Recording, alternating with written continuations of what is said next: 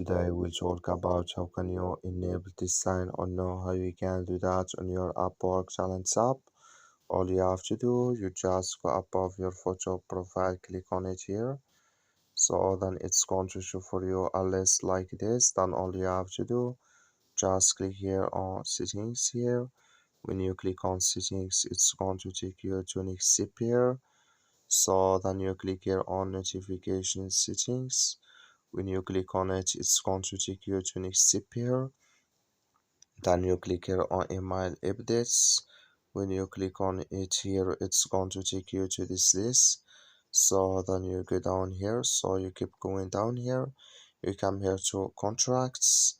So then you go down here and you come here to weekly billing digits here. Click in this sign. Then like you see this color show for us, that's mean it's enabled with us now.